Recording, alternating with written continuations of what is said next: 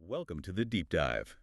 This is where we get seriously into the details you need, especially if you're gearing up for those ATPL theory exams. Absolutely. Today we're tackling aerodynamic and flight warning systems. Our mission is clear. Pull out the exact, testable knowledge from the source material. The kind of details that make the difference on exam day. Exactly. These systems, they're fundamental safety layers. We're focusing on the precise numbers, the regulations, the operational quirks, the things you need to know cold. Things like the altitude alerting system, the overspeed warning, and the stall warning. Those are the big three we're hitting today. Let's get straight into it. Okay, altitude alerting system, or AS. The basic idea seems simple, right? It tells you if you're nearing or straying from your selected altitude. It does. But the devil, as they say, is in the detail, Right. especially the operational bands. That's where the exam questions often lie. Right, the different manufacturers, how did they define those bands? Let's start with Boeing. Okay, for Boeing aircraft, you need to remember this range.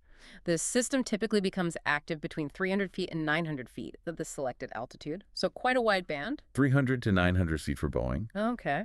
And Airbus. I gather they do things a bit differently. They do, a bit tighter. For Airbus, the band is generally 250 feet to 750 feet from the selected altitude. So 250 to 750. It's crucial for you listening to Locked on both sets. 300, 900 for Boeing, 250, 750 for Airbus. That's a classic exam differentiator. Absolutely not negotiable. Let's walk through an example. Say the Boeing 747-400 from the source material. We're coming down towards flight level 100. What happens first? Okay, so as you approach, the first trigger point is 900 feet before reaching FL 100. Right at the edge of that Boeing band. Exactly. At that 900-foot mark, you get two things. A white box appears around your current altitude on the PFD, A visual cue. and you hear a momentary audible alert. Just a quick sound. It's purely advisory at this stage. A heads up. So, white box, brief sound at 900 feet. That's the initial get ready. What happens as we get closer? Well, that white box stays visible as you descend through, say, 800 to 700 feet. Then, as you hit 300 feet before the selected altitude. The inner edge of the Boeing advisory band. Precisely. At 300 feet prior, that white box simply disappears. Ah, okay. So its disappearance marks the end of that initial advisory phase. You're expected to be managing the level off now. That's the logic. Advisory starts at 900, ends at 300 for this Boeing example. Okay, that covers the approach.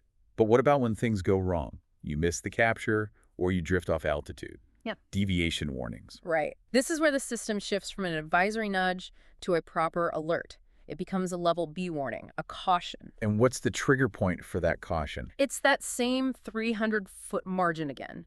If your aircraft deviates by more than 300 feet from the selected altitude, the caution kicks in. Okay, 300 feet deviation. What does the crew see and hear then? This sounds like it needs immediate attention. Oh, it does. It's designed to grab your attention. You get a sequence of alerts.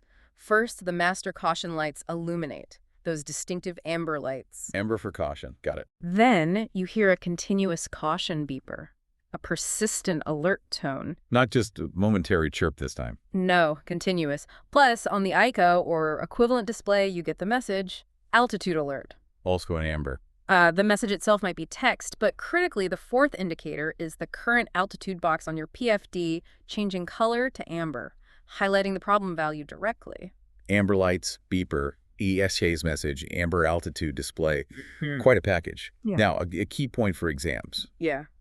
Can you silence this, like acknowledge the warning? Yes, you can. This is important. Both the continuous beeper and the master caution light can be canceled by pressing the master caution light switch. So you acknowledge it, stop the noise. Right. But canceling the light doesn't fix the deviation. The warning itself, the amber altitude indication, maybe the SEA's message, depending on the system, will only extinguish automatically when you fly back to within 300 feet of the selected altitude. That makes sense. But there was another condition mentioned. The warning also stops if you deviate by more than 900 feet. That seems odd. Isn't a 1,000-foot deviation worse? It's a great point, and it highlights the system's specific job.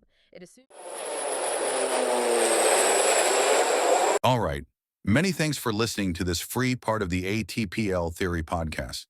If you want to continue learning and access the full comprehensive guide, go to my Patreon at patreon.com/ATPLtheory or my Hero at herohero.co/ATPL.